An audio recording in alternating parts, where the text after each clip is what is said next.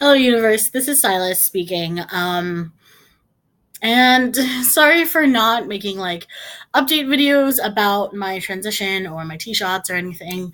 Um, to be perfectly honest, I had to go off tea for about a month because I couldn't afford it. Um, broke college kid life. Hey. But yeah, I couldn't afford my t shots, so I couldn't make vlogs about my t shots. But I just took my first tee shot after my hiatus like yesterday, so that's a thing. But I want the series of my videos to more be like a vlog series than it is like, hey guys, I did my tee shot. Hey. And I want it to be more of a documentation of my experiences and rather than just, hey guys, I took my tee shot, bye. Um And I didn't plan on making this vlog, so this isn't going to make any sense, and I'm probably not going to edit this because I have a Chromebook. I don't have editing software. So, excuse me for this rant. But I just watched the Try Guys male sex symbols video for the first time. And I'm a huge Try Guys fan. I love all the guys and I love their hijinks and just their chemistry is really cool. Like, if I was in a guy gang, that's what I guess guys don't have guy gangs the way girls have girl gangs, because like guy gangs are just gangs. Stupid, but like if you ever had like they're just squad goals, they're squad goals. So I really love them a lot. Zach's my favorite because he's tiny and he's soft, and I'm not tiny, but I'm very soft. Like look at these cheeks. I'm very soft. I was just deadpan.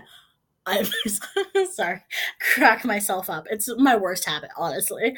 But if I don't think I'm funny, who's gonna think I'm funny? So whatever. But they did a video a while back about male sex symbols through history. And I started crying in the middle of it, like especially when they were going through all the decades at the end.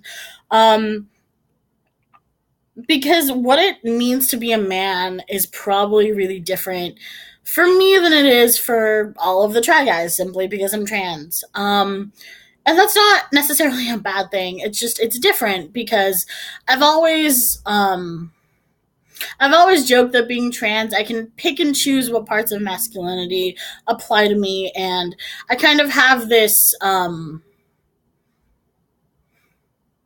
like the permission to be feminine almost in a weird way.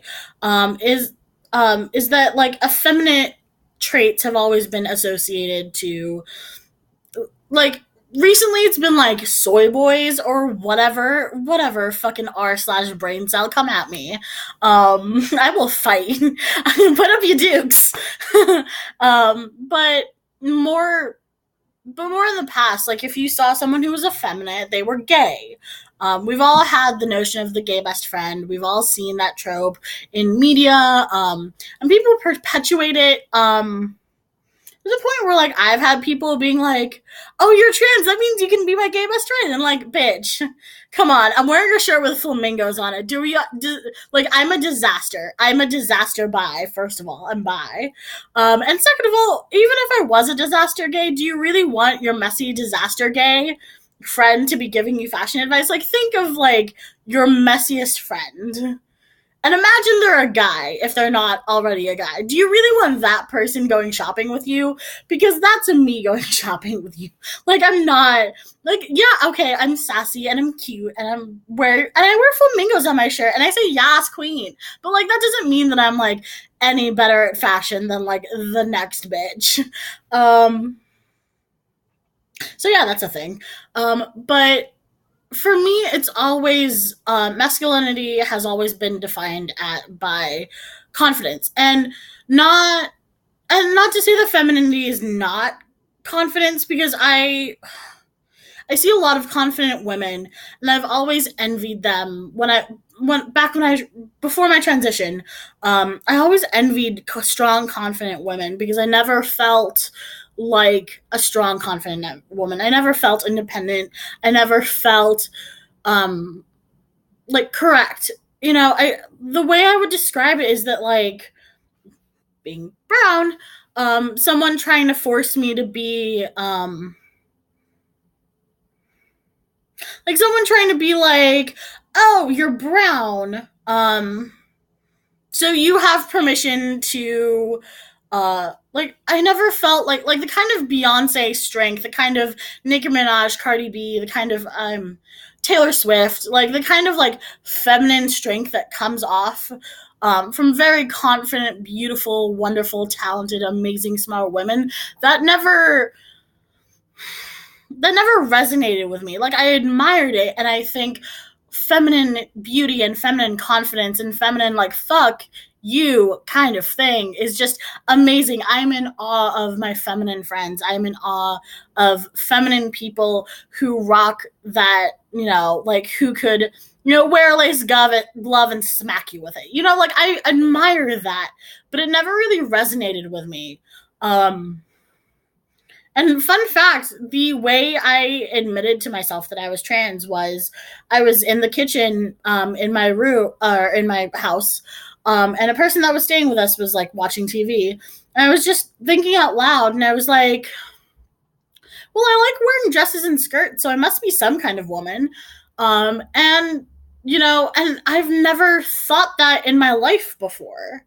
I've always been a strong advocate of LGBT people, being bisexual myself, obviously. Like, I've always been a strong proponent of gender expression is not gender identity. Who you wear is not who you are. Like, you could be dressed in full Lolita and you can say that you use he, him pronouns, and I will respect you.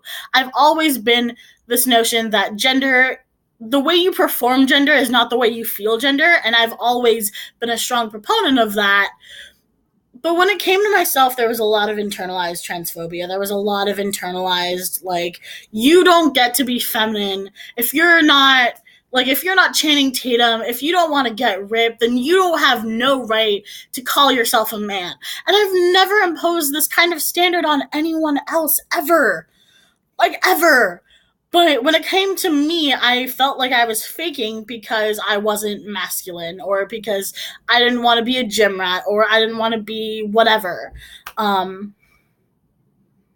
it took the person that was staying with us, reminding me that no, boys can wear dresses, boys can wear skirts, boys can do whatever the fuck they want, for me to be like, fuck, I'm trans. I think I broke the glass I was holding or something. Something dramatic happened. Maybe I just like, like gay memory, like everything's more dramatic than like it actually happened. Like I could be like, oh my god, did you see the way she took a sip at me? No, bitch, she was thirsty. Like stop. So like this notion that like what is beautiful as a man, like the fact that that's changed over the course of history kind of gives me hope, because it's like I don't have to be beautiful like them. I don't have to be sexy. I don't have to be masculine sexy like them. I don't have to be Justin Bieber or Channing Tatum or whatever. I can be a soft boy.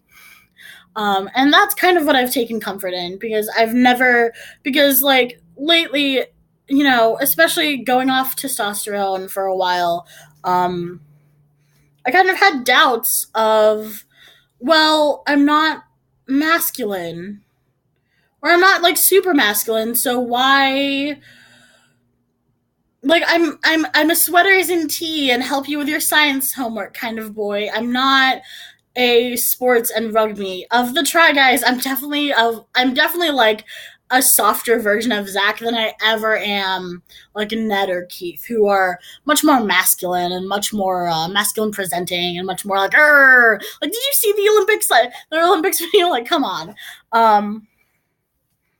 I think that the idea that masculine beauty can change and masculine beauty is not this monolith, kind of gives me comfort, because it means that I can carve out my own little niche where my version of masculine beauty can be beautiful. And maybe that's enough. Maybe I just have to be beautiful for me. Maybe I don't have to fit this notion of masculine beauty or masculine energy or masculine this or masculine that. Like maybe I can just be a guy. and not worry about being masculine or being feminine or being a femboy or whatever. Maybe I can just be Silas. Maybe I can just be Silas the guy. And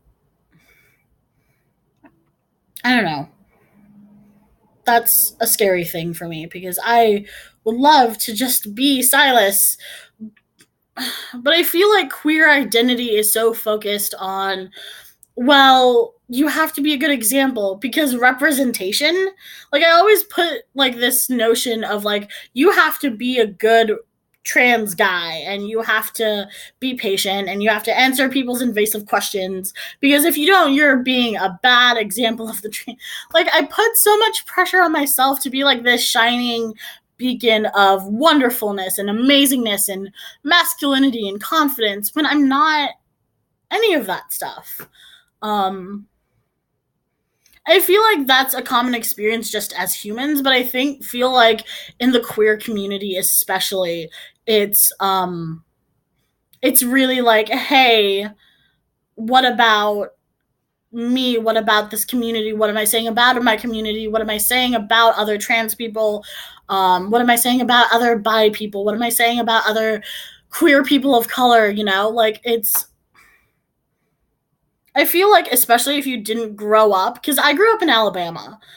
For the first 9 years of my life, that I can remember, I spent in Alabama.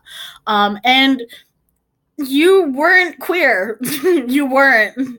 Queer was an insult. Queer was a slur. Queer was a dirty, nasty thing that you should never be proud of, or you should never be. It should never be celebrated. Queer pride. Why the fuck would you be prideful for being a fucking queer? Um, which is why a major reason I use the word queer because yeah, I'm not afraid. Queer isn't dirty or gross or nasty or anything. Queer is beautiful. Queer is freedom. Queer is confidence. And that's why queer means so much to me. And I'm saying queer a lot. I'm sorry. Take a shot every time I say the word queer. Don't do that. Don't. But if you are queer, queer, queer. Sorry.